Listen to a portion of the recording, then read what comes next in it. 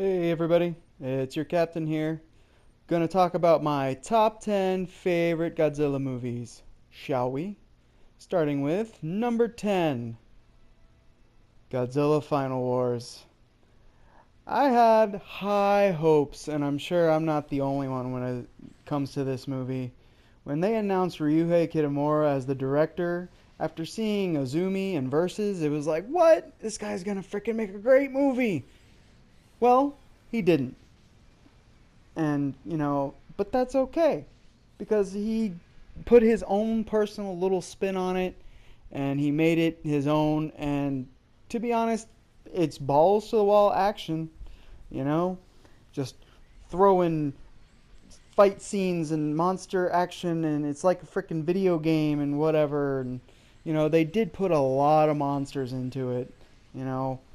I mean, how many kaiju are in that movie? I think it was like the most to date, more than Destroy All Monsters. Like, damn. You know. But whatever. He included Don Fry, which I know we all kind of appreciate him for his role in that movie. It was like he was cheesy as all hell, but he was very entertaining to watch. And, you know, right off the bat, he gave us Monster X. And Monster X was a great monster. Kaiser Ghidorah, not so much, but Monster X was great. I loved it. Alright? So, yeah, not the best in the series, but entertaining nonetheless. Number 9. Godzilla vs. Destoroyah. Now, I know what most of you are thinking. Really? This one's so low on the list? Well, I'm not the biggest fan of this film, but I do appreciate for everything it is. Okay? Destroyer's design is great, even if he is a little bit bulky. And Meltdown Godzilla is freaking badass. I was kind of bleh on Junior, like, whatever. I get why they put him in there, but, like, whatever. Though that Junior death scene. Oh, tears. Oh my god, poor Junior and Godzilla was so sad. No. But, And then, the very end. Spoilers, if nobody's ever seen this movie, what the fuck? Why are you even watching this video if you've never seen this movie? Godzilla dies in the end. He melts down after they freeze him because, the whole point of Meltdown Godzilla is he's on the brink of blowing up, but then he just melts because whatever. And it's a heart-wrenching moment, but it's a proper send-off to the Heisei series as a whole. And I don't think they really could have done better. So, and not to mention that score by Akira Ifukube. I believe this was his last film. And if it was, he went out on a high note because the music in this film is the best. I love it. Want more? Well, I don't want more because it's fine the way it is. But yeah, totally dig it. Hope you guys liked it too.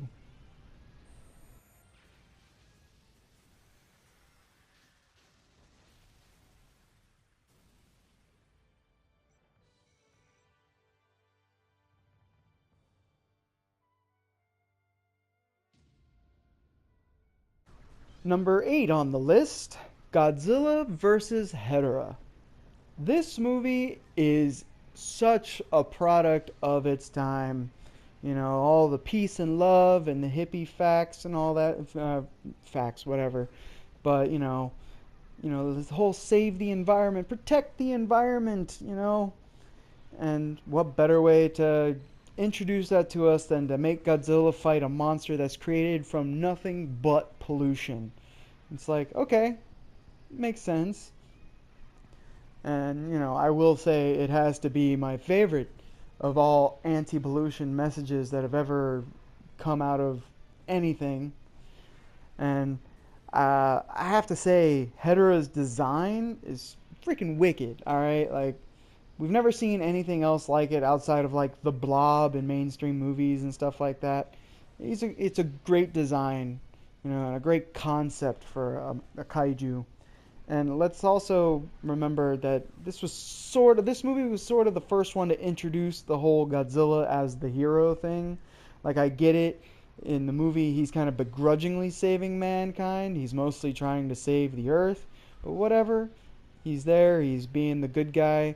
And then from this movie on, he pretty much almost exclusively, in the Showa series, plays the hero.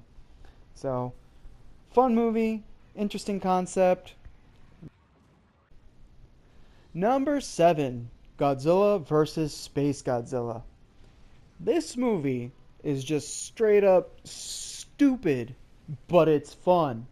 All right, it's stupid fun. I love Space Godzilla's design.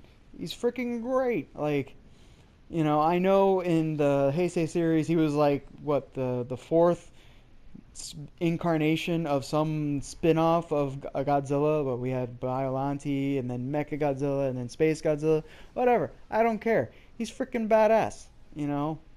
And the whole the special effects for the battles at the very end, amazing.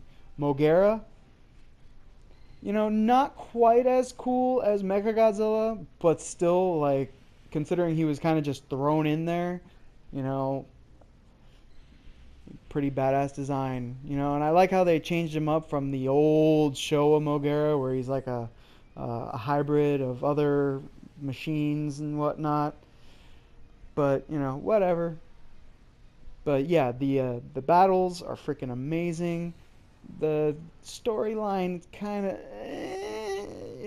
it's a story told in a weird order of sorts and things like that. But whatever.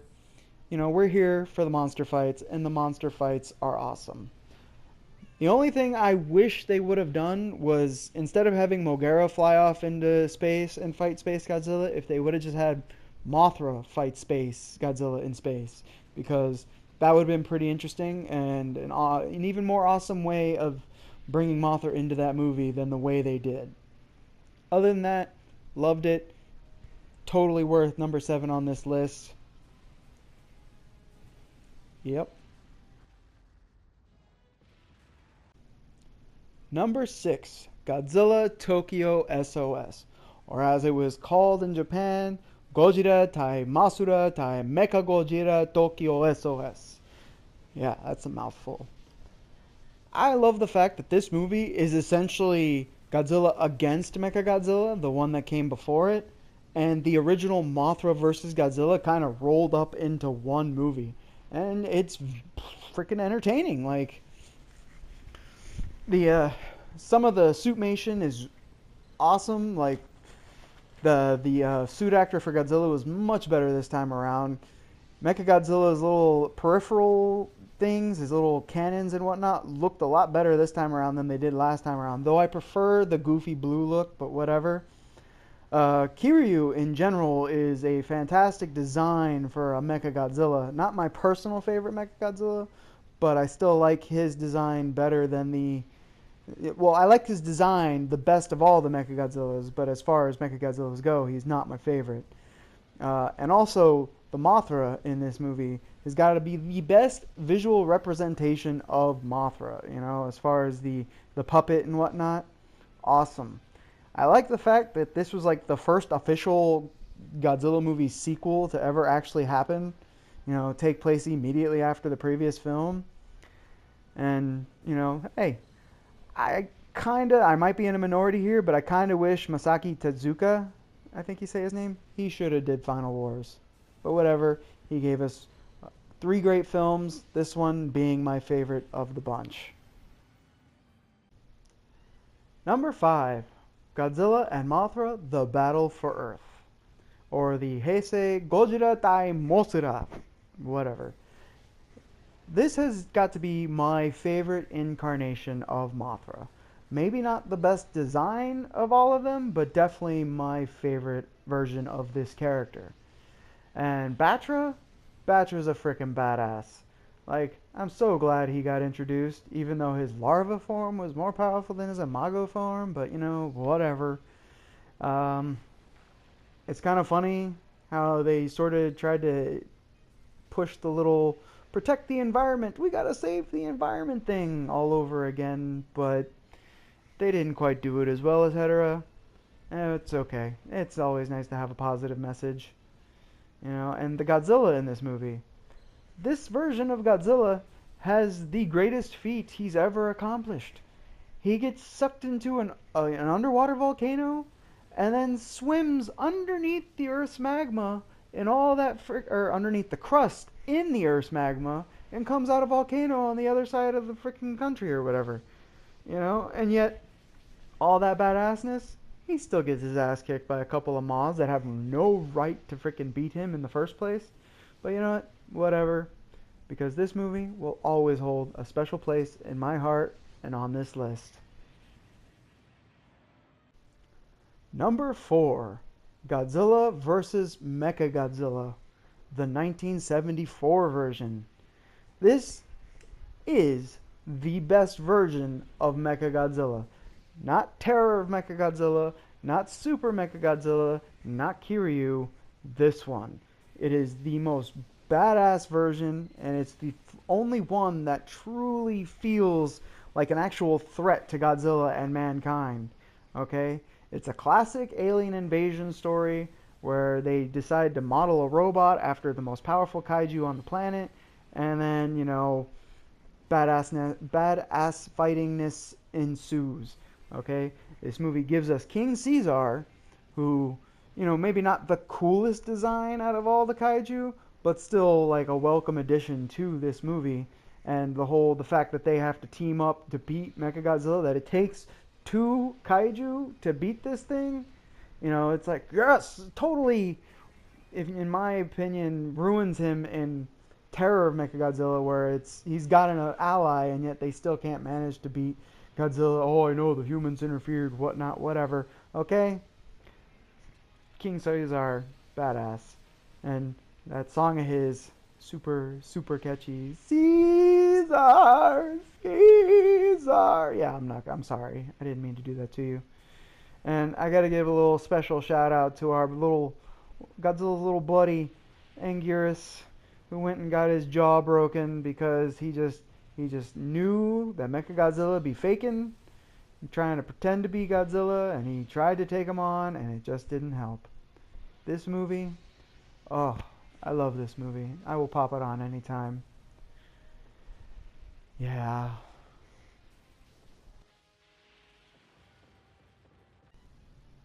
Number 3, Ghidorah the Three-Headed Monster. The movie that gave us Godzilla's arch freaking nemesis. Like, none of his enemies in any of his other movies have ever been quite as awesome or well designed as King Ghidorah. And that entrance that he makes coming out of that comet or asteroid or whatever the hell it was, where it's just, and next thing you know, I bring unto you the destroyer of worlds. Where he destroying, the Venusian lady comes and tells everybody that, there once was a great society on Venus, but King Ghidorah destroyed it, and all hope was lost. And this was the very first movie, if I remember correctly, to introduce a kaiju team up with Godzilla, Rodan, and Mothra. Mothra being the one to convince them all to team up,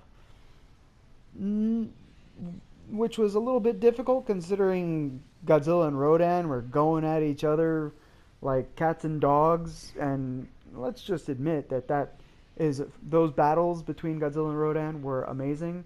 Nothing compared to the battle with King Ghidorah at the very end, but still awesome. And I gotta give a huge shout out to the score by, once again, Akira Ifukube, if I'm saying that correctly. He knows how to nail the music for these guys, and it's just, oh, sweetness. So, King Ghidorah, oh, such a great monster, and an amazing movie.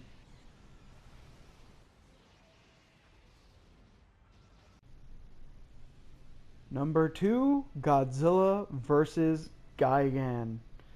This is the movie that got me hooked as a kid. The first time I saw this movie, I was like, what is this wonderful, wonderful thing that I am beholding?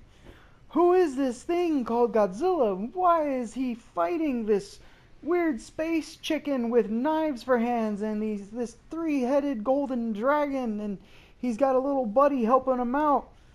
Like, oh, it's great with the whole tag team style fighting of, all right, let's trade off and fight each other's bad guys, and then let's team up and beat on them ourselves. And oh yeah, and the characters are good for, like, kids. Like, they're goofy but lovable, and the cockroach aliens, like, really? Cockroach aliens? We've come to take over Earth with tapes. We're using tapes. And we built a giant tower shaped like Godzilla to take out Godzilla. Oh, yeah. Oh, such a good movie. Alright, it's not a good movie, but it's just so much fun, and it's a lot to do with my childhood. Love it.